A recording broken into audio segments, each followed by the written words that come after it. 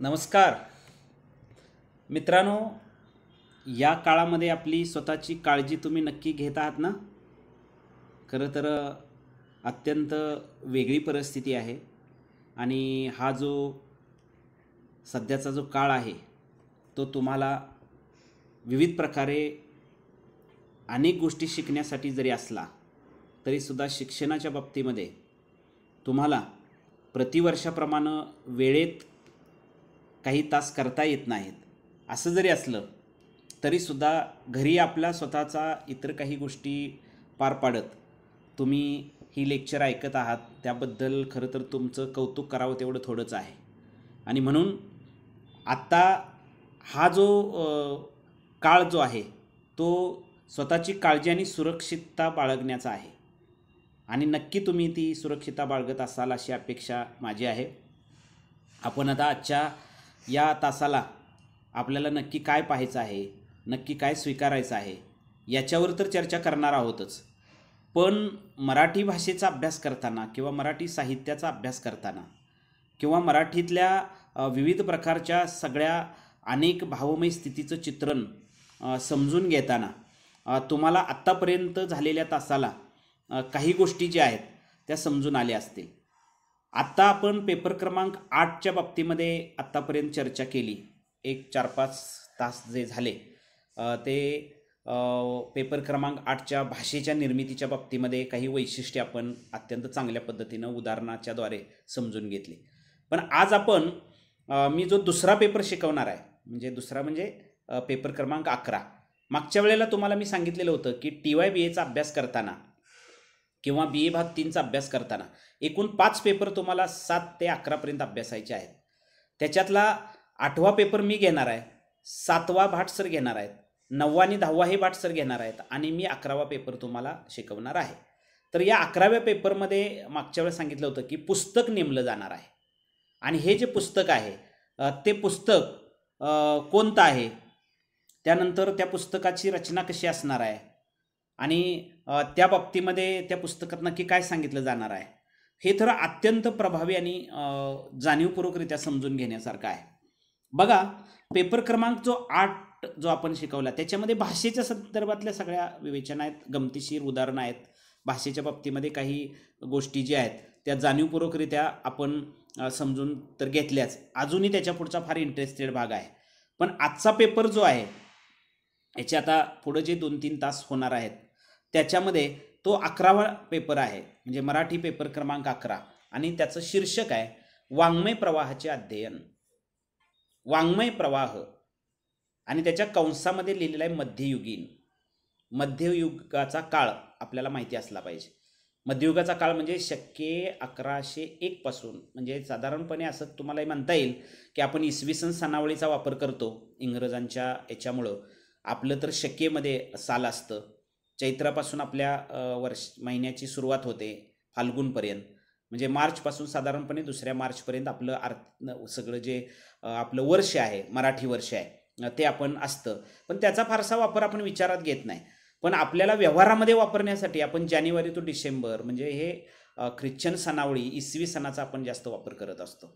मग इसवी सन 1101 पासून ते इसवी सन 1800पर्यंत या 800 वर्षाच्या काळाला साधारणपणे मध्ययुगीन काळ असं म्हटलं गेलेलं आहे. मध्ययुग, युग याचा अर्थ नंतरच्या टप्प्यामध्ये आपण समजून घेऊ. पण हे मध्ययुग जे आहे 800 वर्षाचं, या मध्ययुगीन काळामध्ये अनेक उलाढाली झाल्या, अनेक बदल झाले, अनेक प्रकारे मानवी जीवनातल्या बऱ्याच गोष्टी ज्या आहेत त्या मानवी जीवनाच्या हितासाठी या काळात घडलेल्या आहेत. या काळात औद्योगिक क्रांती इंग्लंडमध्ये घडलेली आहे, माहिती आहे आपल्याला. त्यानंतर या काळामध्ये ऐतिहासिक जर विचार केला तर मध्य काळात या काळात शिवछत्रपतींचं हिंदवी स्वराज्य आहे या काळातलं, म्हणजे मध्य काळातलं. त्यानंतर त्याच्याही अगोदर आपल्याला मुस्लिमांच्या स्वाऱ्या झाल्या. म्हणजे हे सगळं मधल्या काही वर्षामध्ये इसवी सन 1101 पासून ते 1800पर्यंत इसवी सन याचा विचार करतो. मग 1801 ते 1900 आणि 1901 ते 2000 साल या 200 वर्षाच्या काळाला आपल्याला आधुनिक काळ असं म्हटलं गेलेलं आहे. मग आधुनिक म्हणजे बदलता काळ, म्हणजे अलीकडच्या काळात लागते, म्हणजे ज्याच्यात खरं परिवर्तन झालं, बदल झाला, असा हा 200 वर्षाचा काळ एकंदरीत आहे. मग मध्यकाळामध्ये भाषेच्या बाबतीत जर आपण विचार करायला गेला किंवा साहित्याच्या बाबतीमध्ये जर आपण विचार करायला गेलो तर मध्यकाळामध्ये लिहिलं गेलेलं साहित्य कोणतं आहे त्याचा एक स्वतंत्र पेपरच आहे. पुढच्या तुम्हाला पेपर नंबर या 8 नंतरचा जो 9वा पेपर आहे, मध्ययुगीन मराठी वाङ्मयाचा इतिहास. तर त्या काळात फक्त काय लिहिलं, कुणी काय स्वीकारलं, तुकारामांनी काय लिहिलं, ज्ञानेश्वरांनी काय लिहिलं, एकनाथांनी काय लिहिलं, त्यानंतर पंडितांनी काय लिहिलं, शाहिरांनी काय रचना केल्या, एवढाच फक्त परिचय वजा त्याच्यात भाग आहे. पण वाङ्मय प्रवाहाचं अध्ययन समजून घेत असताना आपल्याला कंसातला जो इथं आता दिसतो तो मध्ययुगीन असा जो शब्द आहे, त्या मध्ययुगीन काळातलं एका पुस्तकाचा आपल्याला फक्त या पेपरला अभ्यास करायचा. छोटंसं पुस्तक आहे आणि या काळात दृष्टांत पाठ नावाचा एक ग्रंथ तयार झाला आणि तो दृष्टांत म्हणजे उदाहरण. अलंकाराच्या बाबतीमध्ये विचार केला तर दृष्टांत हा एक अलंकार असतो. एखादी गोष्ट पटवून देण्यासाठी ज्या वेळेला एखादा उदाहरण दिलं जातं तेव्हा त्याला दृष्टांत असं म्हटलं गेलेलं आहे. असे मराठीतल्या नामांकित लीळाचरित्र नावाच्या ग्रंथामध्ये जे काही दृष्टांत आलेले आहेत ते एकत्रित केले एका व्यक्तीनं, केसोबास नावाच्या कवीनं, आणि ते छापले. मग ते दृष्टांत कोणते तर कोणी सांगितलेले होते तर ते दृष्टांत सगळे चक्रधर स्वामींनी सांगितलेले होते. आता चक्रधर स्वामी कोण तर चक्रधर स्वामी हे महानुभाव संप्रदायाचे प्रणेते, महानुभाव संप्रदायातलं एक साधू पुरुष. तर त्या चक्रधरांना प्रमाणभूत मानून माहीम भट्टांनी ग्रंथ लिहिले. पहिला लीळाचरित्र गद्य ग्रंथ लिहिला. त्याच्यातल्या लीळा आपण मराठीचा अभ्यास करताना अगदी 5वी पासून 12वी पर्यंत आपल्याला गद्य भागामध्ये 2 लीळा म्हणजे माहीमभट. हा माहीमभट कोण तर तो त्या काळातला चक्रधर स्वामींचा शिष्य. तर त्यानं त्या काळातलं जे काही उतरून ठेवलेलं आहे, लिहून ठेवलेलं आहे, ते आपल्याला काय ठेवलेलं आहे एवढंच महत्त्वाचं. म्हणजे लीळाचरित्र आणि गोविंद प्रभू चरित्र असे त्यांचे 2 ग्रंथ. पण त्या काळात त्यावेळेला असणारा केसोबास जो होता त्या केसोबासाचं जे साहित्य आहे त्याच्यातला दृष्टांत पाठ नावाचा ग्रंथ थोडासा अगदी एक काही ठराविक पानांचा आणि त्याच्यात त्याने दिलेले दृष्टांत. तर ते दृष्टांत आपण थोडेसे अभ्यासायचे आहेत. उदाहरणार्थ दृष्टांत म्हणजे काय बघा, म्हणजे चक्रधर स्वामींनी एक दृष्टांत फार सुंदररित्या दिलेला आहे. तर त्याला म्हणतात, एका दृष्टांताला त्याला म्हणते की हत्तीचा दृष्टांत. हत्तीचा दृष्टांत आणि हत्ती. तर आंधळ्यांना असा प्रश्न पडलेला होता, एका दृष्ट्या माणसानं विचारलं की याच्यामध्ये बाबा हत्ती कसा आहे. तर दृष्टी असणाऱ्या माणसाला माणूस सांगेल ना हत्ती कसा आहे, वर्णन त्याचं सुंदर करेल. पण आंधळ्यांना ती हत्तीचं वर्णन करता येणार नाही. त्यावेळेला प्रत्येक 7 आंधळे त्या हत्तीजवळ गेले आणि प्रत्येकानं त्या हत्तीला स्पर्श केला आणि नंतर त्या आंधळ्यांना विचारलं की कसं काय, हत्ती कसा आहे. तर तो कशासारखा आहे, हत्ती कसा आहे. तर त्याच्यातला एक जण म्हणला हत्ती सुपासारखा आहे, म्हणजे त्याचं पोट सपाट होतं. एक म्हणाला हत्ती खांबासारखा आहे, त्याला पाय लागलेला होता. एकाला शेपूट हाताला लागतो म्हणजे हत्ती केरचुनेसारखा. म्हणजे प्रत्येकानं हत्ती कसा आहे त्याचं वर्णन केलं. लक्षात आलं की हत्ती कसा आहे त्याचं वर्णन केलं प्रत्येकाला. म्हणजे कुणी कुणी हत्तीचं वर्णन अक्षरशः म्हणजे खांबासारखा, सोपासारखा, केरचुनीसारखा. लक्षात आलं. सोंड आहे त्याला शिंगासारखा. असं 7 आंधळे 7 त्याला म्हटले. तिथून एक दृष्टा माणूस चाललेला होता. दृष्टा म्हणजे दिसणारा. तो म्हणाला, त्यांच्यात भांडणं लागलेली होती त्या आंधळ्यांच्यात, कोण हत्ती कसा आहे काय. तर त्याच्यामध्ये भांडणं लागली होती. तर ते म्हणाले हत्ती असा आहे असा आहे. तर तो दृष्ट्या माणसाला त्यांनी विचारलं, बघा मी म्हणतोय ते बरोबर आहे की नाही, हत्ती असा आहे. तर दृष्टा माणूस म्हणला, तुम्ही म्हणताय ते सगळे म्हणताय तेच बरोबर आहे का. तर ते म्हणाले या सगळ्याचा मिळून हत्ती होतो म्हणाला. म्हणजे नुसता खांबासारखा नाही आहे, नुसता सोपासारखा नाही आहे, नुसता तो त्या केरसुनीसारखा नाही आहे. तर तुमच्या सगळ्याला मिळून जो हत्ती होतो. म्हणजे एखादी गोष्ट पटवून देण्यासाठी चक्रधर स्वामी असं म्हणतात की हत्तीच्या दृष्टांतानं किंवा त्या 7 आंधळ्यांनी हत्तीच्या दृष्टांतानं काय होतं तर माणसाला स्वतःचं जीवन जगताना किंवा एखादी गोष्ट करताना माणूस अंदाज घेतो. म्हणजे दृष्टी असणाऱ्या माणसाला चांगलं वर्णन करता येईल किंवा त्यानं प्रत्यक्ष हत्ती पाहिलेलाच आहे. पण ज्याला दृष्टी नाही त्यानं जसा त्याला जाणवला, जसा त्याला दिसला किंवा जसा त्याला अनुभवला त्यानं तसा तो हत्ती. मानवी जीवनामध्ये असंच आहे. चक्रधर स्वामी असं म्हणतात, आपल्याला जसं जग दिसतं ना, बघा काळा चष्मा घातला ना तर आपण दिसतो की काळात जग दिसायला लागतं. तुम्हाला जसं दिसेल, तुम्ही सकारात्मक दृष्टीनं प्रत्येक गोष्टीकडे बघा, तुमचा विचार नक्की पॉझिटिव्ह होऊन जाईल. तुम्ही नकारात्मक दृष्टीनं सगळ्या गोष्टीकडे बघायला लागा, तुम्हाला जगच तसलं वाईट दिसायला लागेल. काय म्हणतोय लक्षात येते. तर मित्रांनो, ही गोष्ट अत्यंत जाणीवपूर्वक विचारली. म्हणजे ज्याला जसं जग दिसतं, ज्याला जसा अनुभव येतो तसा तो माणूस वावरायला लागतो, तसा तो माणूस वावरतो. आणि त्याचं जे चित्रण आहे ते करताना चक्रधर स्वामींनी त्यावेळेला असे दृष्टांत दिलेले आहेत. असे दृष्टांत म्हणजे उदाहरण लक्षात ठेवा. अशी उदाहरणं आपण बघायची आहेत. त्याचं तत्व म्हणजे महानुभाव संप्रदायामध्ये केशवभासांनी कसं आहे त्याचं वर्णन केलं आहे.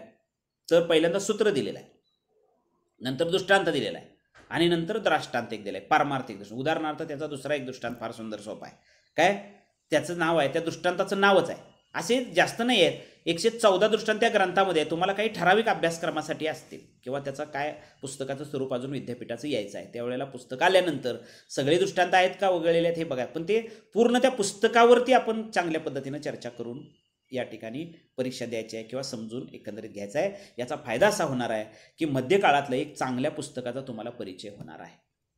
फक्त एवढाच एक पुस्तक आणि या पद्धतीनं त्याचं एकंदरीत मांडणी किंवा रचना त्या ग्रंथामध्ये असेल ती आपण समजावून एकंदरीत घेऊ. एक दृष्टांताचं नाव आहे साखरेचा दृष्टांत.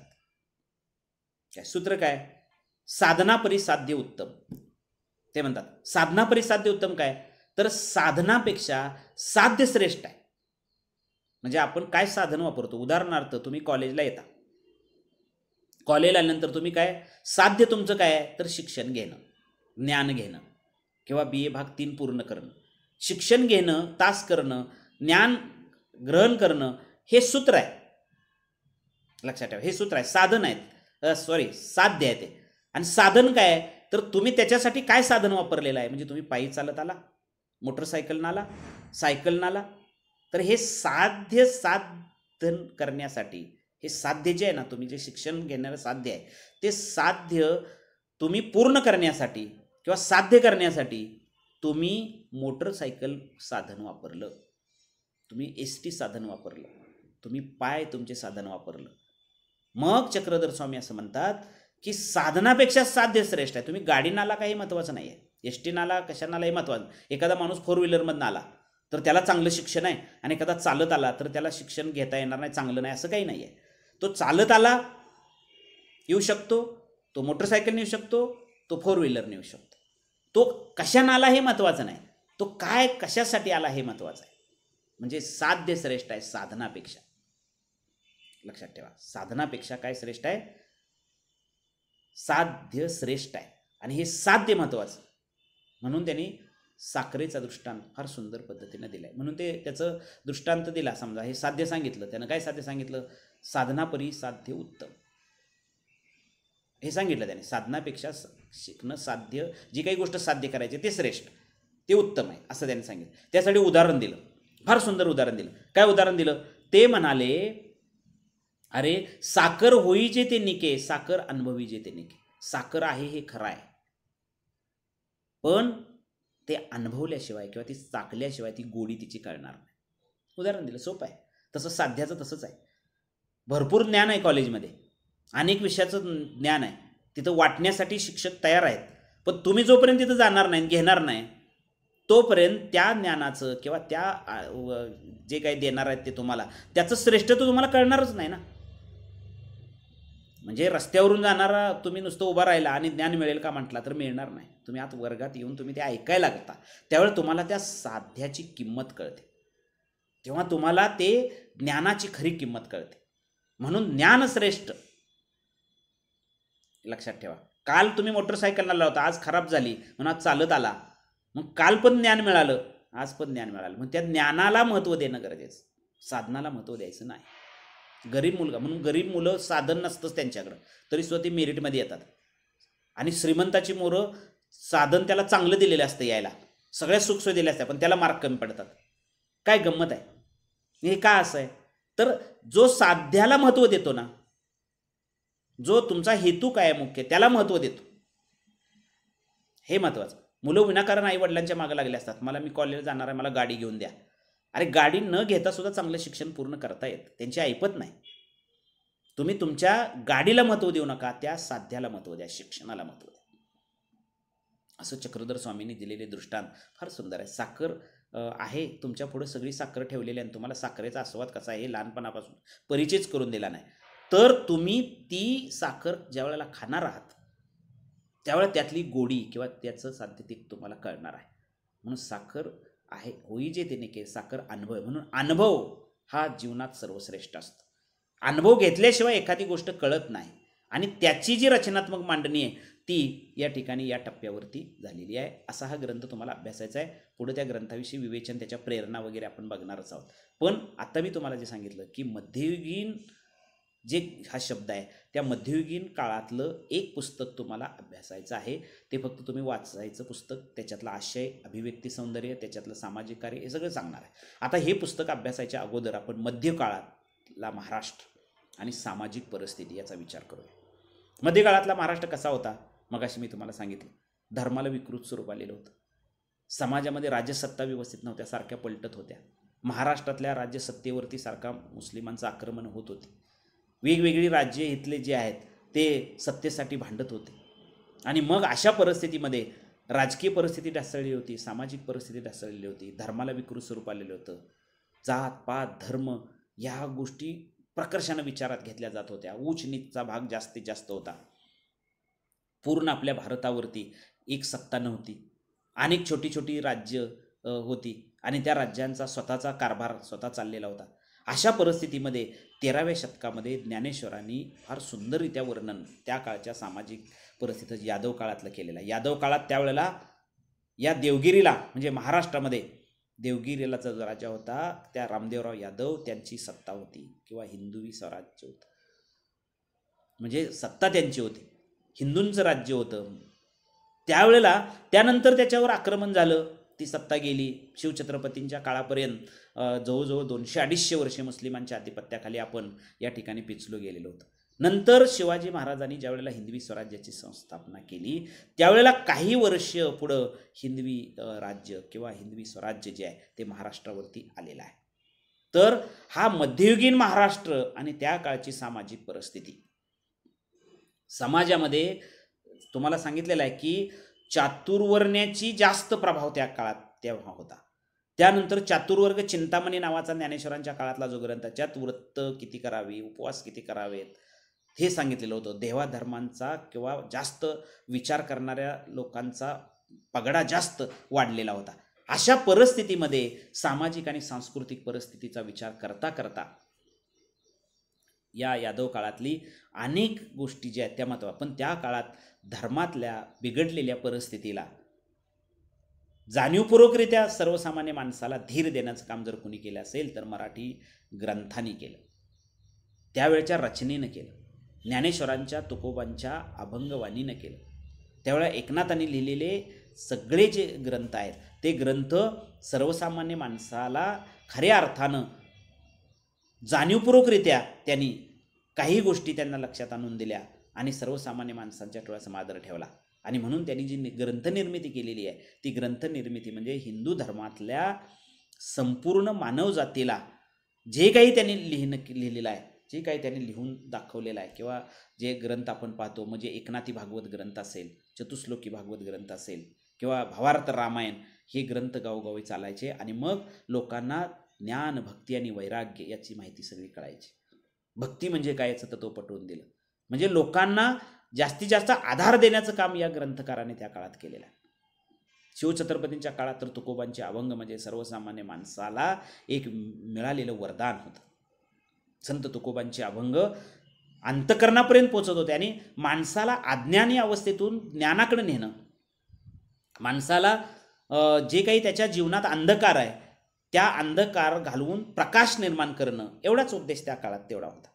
आणि म्हणून या ग्रंथकारांनी फार सुंदररित्या त्या काळात, मग त्या काळात निर्माण झालेलं जे साहित्य आहे ते कोणतं साहित्य आहे?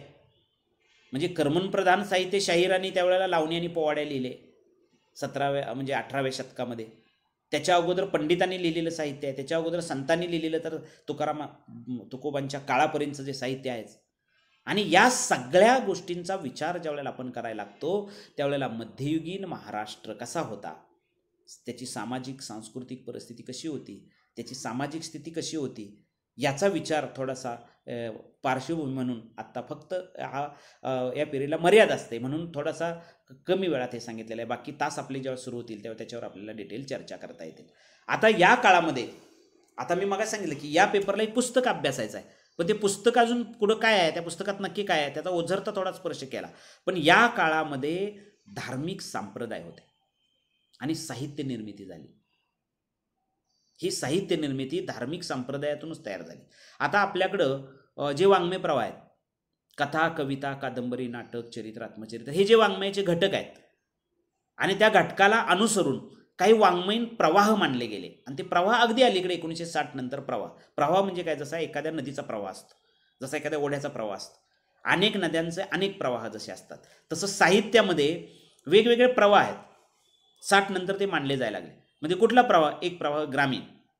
समजा कथा, कविता, कादंबरी, नाटक, चरित्र, आत्मचरित्र हे वाङ्मय घटक, बरोबर.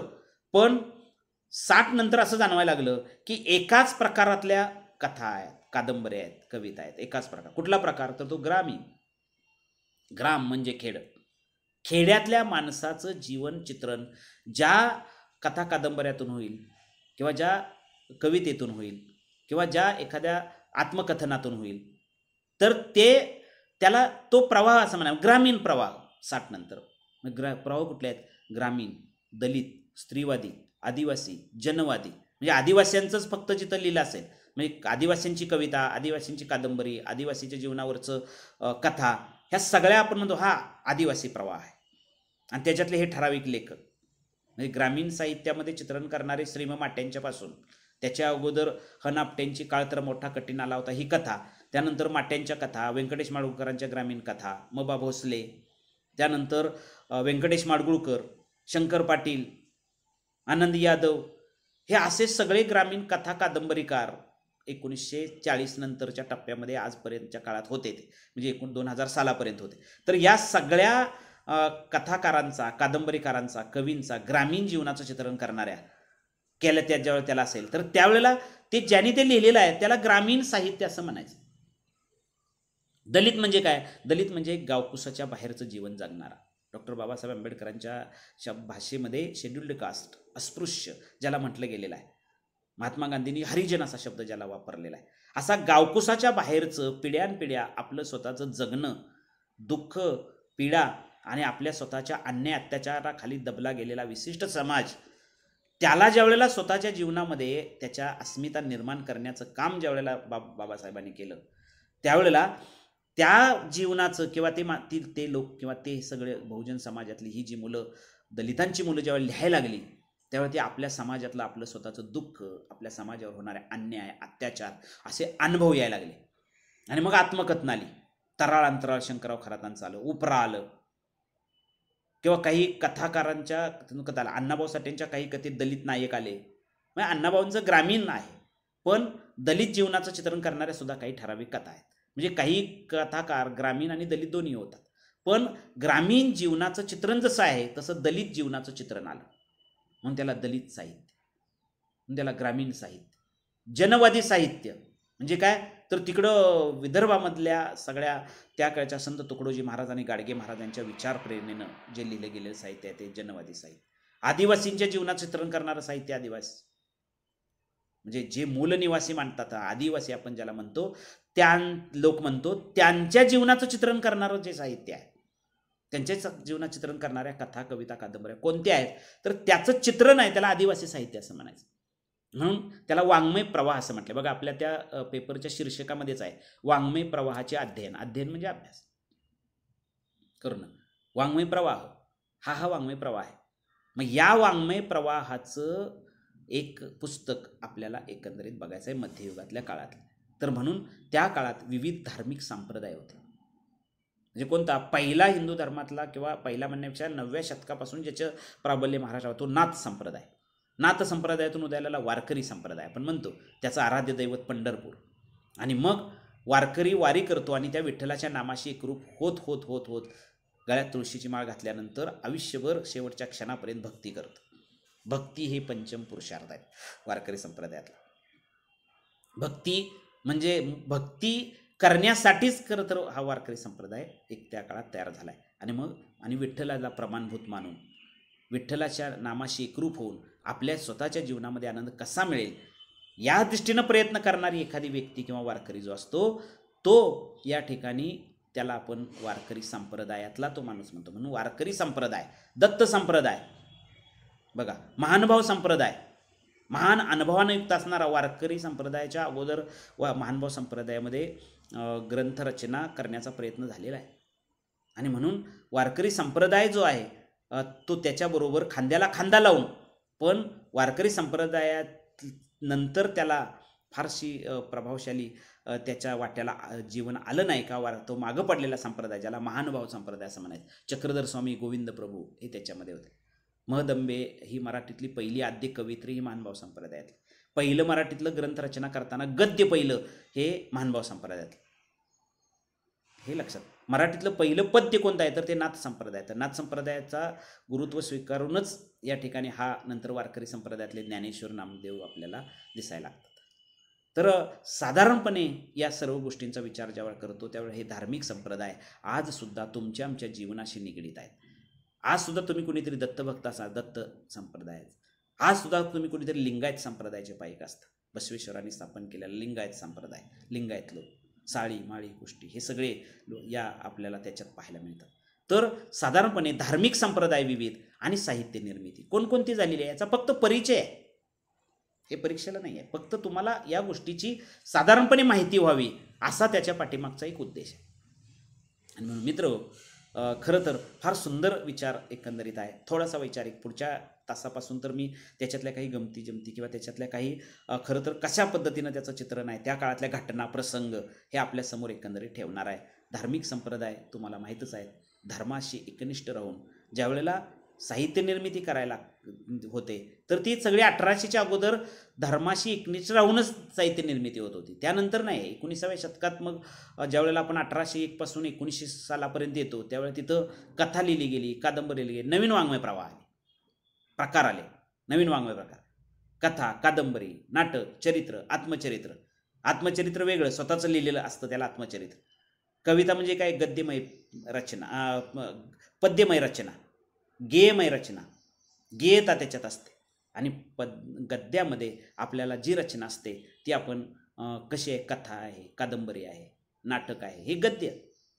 तर या पद्धतीनं याच्यावर आधार विचार आपण एकंदरीत करणार आहोत. तर मध्ययुगीन काळातलं एक छोटंसं पुस्तक आपल्याला केशवबासांचं जे आहे ते बघायचं आहे. मग केशवबास कोण होते, कुठले होते, ते पुस्तक रचना कधी झाली, किती साल होतं, त्या काय सांगितलेलं आहे, त्या उदाहरणं कशी आलेली आहेत, हे अत्यंत साधं सोपं पुस्तक या टर्मला आहे. पुढच्या टर्मला तुम्हाला व्यक्तिचित्रण आहे, अगदी अलीकडचं पुस्तक. आणि या टर्मला मात्र तुम्हाला या अंगानं या मध्ययुगीन काळातल्या एका पुस्तकाचा अभ्यास या पेपरला करायचा आहे. मराठी पेपर क्रमांक 11, वाङ्मय प्रवाहाचा अध्ययन.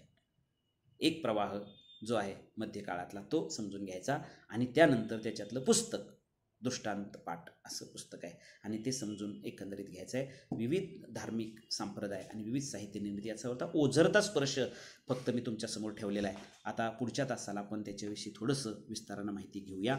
आणि खरं तर अत्यंत चांगलं तुम्ही ऐकलं त्याबद्दल तुम्हाला धन्यवाद देतो. सुरक्षित राहा, आनंदी राहा आणि आपण खरं तर पुढच्या ग्रॅज्युएशन आता पूर्ण करण्यासाठी निश्चितपणे तुमची मानसिकता तयार होते आहे असं मला वाटतं. धन्यवाद.